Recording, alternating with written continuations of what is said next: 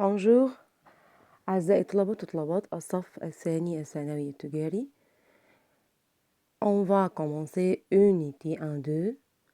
هنبدأ معاكم الوحدة التانية Le club des photographes نادي التصوير. Préparation Madame رانيا عادل. Le club des photographes احنا عارفين كل unité بنبدأ commence une personne بشخصية. الشخصية بتاعتنا النهاردة اسمها رومان. رومان ده واحد بيقول Je m'appelle رومان. أنا اسمي رومان. J'ai 6 ans. أنا عندي 16 سنة. طبعا احنا في كل بيرسوناج كل شخصية بيقول هو بيحب ايه وما بيحبش ايه. رومان بيقول علم لا فوتوغرافي هو بيحب التصوير لا جيوغرافي وكمان الجغرافيا. النبا هو ما بيحبش ليفير الشتاء لروج اللون الأحمر.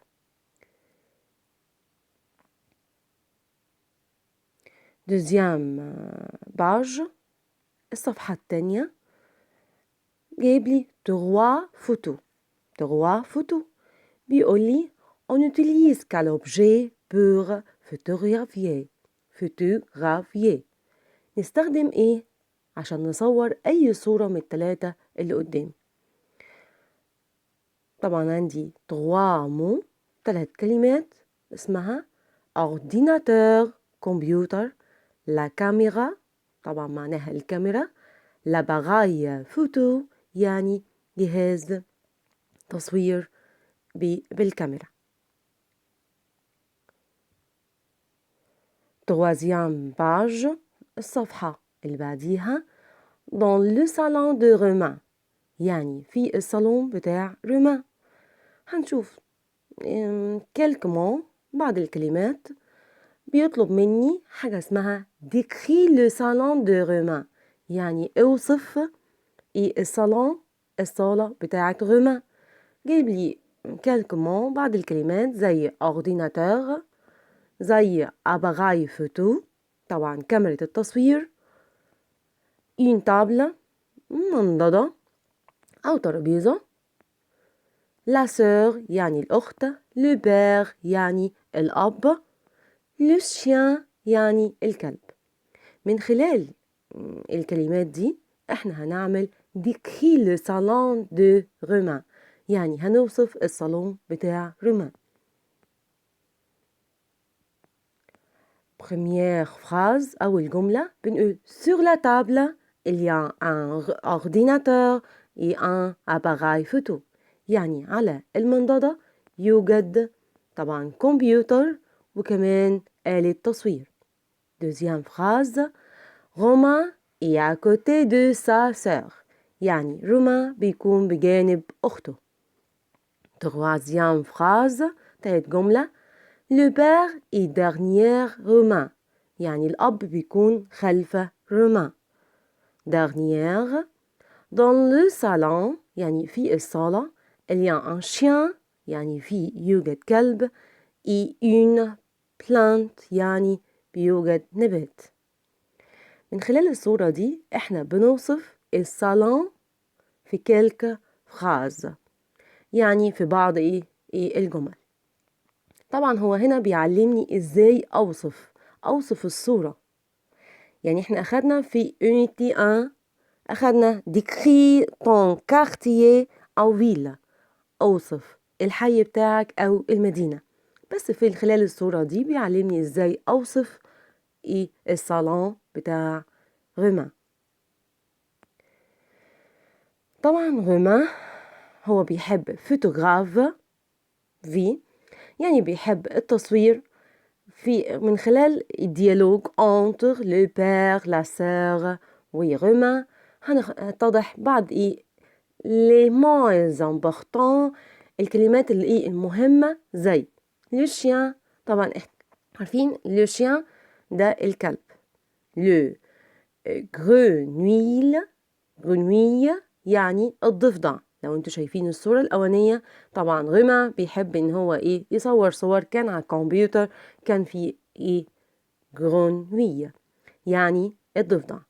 برضو حاجة اسمها كوكسينال. لو كوكسينال يعني الخنفساء بس بتبقى لونها حمراء. لو سكارابي، سكرابي يعني خنفسة برضو بس ايه اللون الاسود. الصورة اللي قدامنا دي عبارة عن برضو خنفسة بس لونها اسود. اما كوكسينال اللي احنا بنقولها دي عبارة بتبقى خنفسة او ضعصوقة زي ما بيقولوا، لونها حمراء. Les éléments de la nature يعني عناصر الطبيعة. dans les 101 unité 2 الدرس الأولاني في الوحدة الثانية اسمها les éléments de la nature يعني عناصر الطبيعة. هنلاقي كالك فوتو بعد الصور. طبعا غما بيحب ايه فوتوغرافيي، بيحب ان هو يصور. عندي عناصر الطبيعة طبعا بيجي لنا كيستيون عليها يقول لي ايه quel élément de la nature tu aimes؟ ايه عناصر الطبيعة اللي بتحبيها او بتحبها؟ طبعا عندي quelques mots بعض الكلمات. le ciel يعني السماء، la mer يعني البحر، les montagnes يعني الجبال، la campagne الريف، la plage طبعا الشاطئ، les lacs يعني البحيرات، la forêt يعني الغابة، les fleurs يعني الأزهار. طبعا في كلمات تانية. في volcan معناها لي فولكان يعني البراكين، في لارب العشب. لو احنا بصينا على الصورة أكتر في dans le livre scolaire في الكتاب المدرسي هنلاقي في كلمات تانية غير الكلمات اللي قدامنا. تمام؟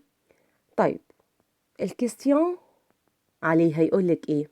طبعا ده في الايميل. احنا عندنا في الاكزامان في الامتحان بيجي لنا ايميل في دو كيستيون، في سؤالين. tu aimes photographier la nature؟ بيسألك هل تحبي انت تصوري الطبيعة؟ طبعا هتجاوبي oui j'aime انا احب. deuxième question يقولك ايه quels éléments de la nature tu aimes photographier؟ ايه العناصر الطبيعة اللي بتحبي تصوريها؟ طبعا الريبونس إجابة هتقولي j'aime la mer، j'aime la fleur، les arbres، les feuilles.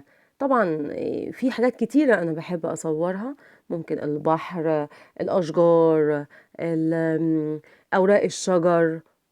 تمام، حسب باقي الكلمة اللي انت بتحفظيها أو اللي انت بتحفظها. dernière question يقولك qu'est-ce que tu aimes photographier؟ ماذا تحب أن تصور؟ طبعا j'aime photographier les arbres، أحب أصور الأشجار الخضراء. هناخد بعد كده les mois de l'année، شهور السنة. احنا أخدناها قبل كده في première année سنة أولى، بس هنعيدها تاني عشان مرتبطة بالدرس بتاعنا النهاردة. les mois de l'année شهور السنة. janvier، janvier، février، février، طبعا يناير، فبراير. mars، mars، avril، avril، طبعا مارس وإبريل. avril، mai، mai، مايو. juin، juin، juillet، juillet، juillet، juillet.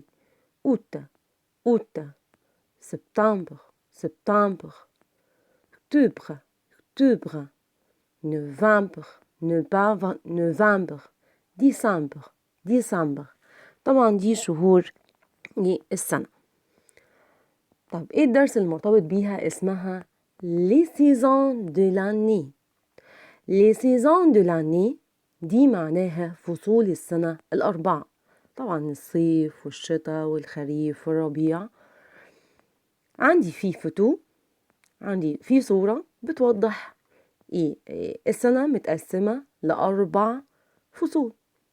l'année طبعا لو احنا بصينا للفوتو اللي قدامنا هنشوف شهور السنة. طبعا احنا بدأنا هنا بايه؟ été يعني فصل الصيف. الصيف فيه جويي اوت سبتمبر.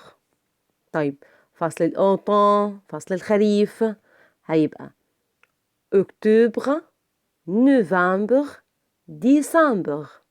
طيب الإيفار الشتاء جانفيي. طبعا احنا لو بصينا احنا دلوقتي احنا في فصل ايه؟ ليفار يعني الشتاء. فيفريي، مارس. طيب او برينتون فصل الربيع هتلاقي افريل، بريل، ماي وجوان. طبعا هو مقسم في الصورة دي فصول السنة. طبعا ده مهم برضو، الصورة دي مهمة عندنا عشان لما يجيلنا في الدوكومون في القطعة في الإكزامان ممكن يقول لي مثلا في شهر كذا احنا بنكون فين، في الصيف ولا في الشتاء ولا في الربيع. يبقى انت لازم تعرف اللي انت بتقسم السنة ل4 أقسام، وكل قسم يعني مثلا ليتي الصيف في ايه الشهور اللي بنبقى في الصيف؟ طبعا في جويي وفي اوت وفي سبتمبر. خلاص، يعني الصورة دي بتوضح أكتر في إيه شهور السنة مع فصول السنة. ليه saisons de l'année. saison معناها فصول de l'année السنة. طيب les saisons de l'année هما إيه؟ printemps أول حاجة فصل الربيع printemps. été été يعني الصيف. automne automne automne معناها الخريف. hiver hiver يعني الشتاء. في ملحوظة، فصول السنة بتاخد حرف جر. بتاخد حرف الجر مين؟ en. ما عدا فصل وحيد هو فصل الربيع. فصل الربيع بياخد الأو. تاني الجزئية دي، فصول السنة اللي قدامي أنا عندي hiver، عندي automne، عندي été، عندي printemps، كلهم بياخدوا حرف الجر en ما عدا فصل الربيع. طب فين فصل الربيع؟ أول واحد بياخد إيه حرف الجر إيه؟ أو. بعد كده par exemple en été شايفين en مع été يعني فصل إيه؟ الصيف. je vais à la mer يعني أنا بروح إيه؟ البحر. deuxième au printemps. au printemps لو انتوا شايفين printemps قبليها ايه؟ البروبوزيسيون حرف الجر هيبقى ايه؟ او.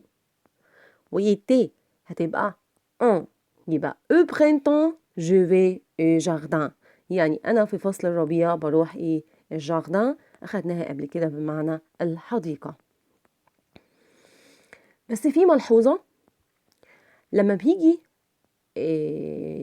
فصول السنة مع الأفعال اللي قدامنا دي adorer بمعنى يعشق، préférer بمعنى يفضل، aimer يعني يحب، détester بمعنى يكره. في الحالة دي مش هينفع أحط حرف الجر. par exemple لما أقولك إيه؟ لما أقولك j'adore l'été ما قلناش en été، لا احنا حاطين ايه؟ أداة معرفة الأبوستروف. تمام؟ يبقى ايه؟ في لما نشوف الأفعال اللي قدامنا دي في الحالة دي احنا ما بنحطش en يعني أنا بعشق فصل ايه؟ الصيف. deuxième je préfère أنا أفضل le printemps ما قلتش en printemps، ما قلتش en au printemps يعني أنا أفضل ايه؟ طبعا فصل ايه؟ الربيع. في الحالة دي احنا برضو استخدمنا ايه؟ أداة معرفة article défini هتبقى le. خلاص، ما عملناش الأو. ليه؟ عشان ده فعل الفيرب اللي قدامي préfère بمعنى يفضل، أما الفيرب الأولاني adore بمعنى يعشق.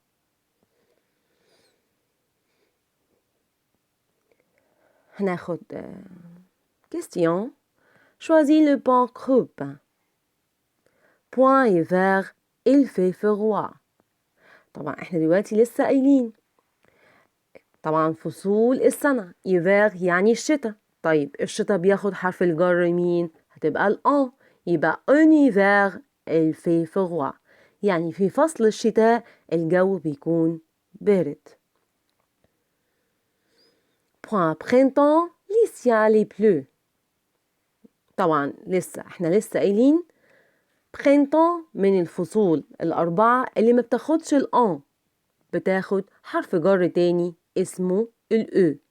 يعني كل فصول السنة بتاخد الآن ما عدا فصل مين؟ الربيع. الربيع اسمه printemps بياخد الأو. j'aime point été. طيب احنا دلوقتي لسه قايلين verbe aimer من الأفعال اللي ما بيجي معاها فصول السنة ما بنحطش حرف الجر الآن أو الأو، لا احنا بنختار أداة article هتبقى l'été. يبقى j'aime l'été يعني أنا بفضل فصل الربيع.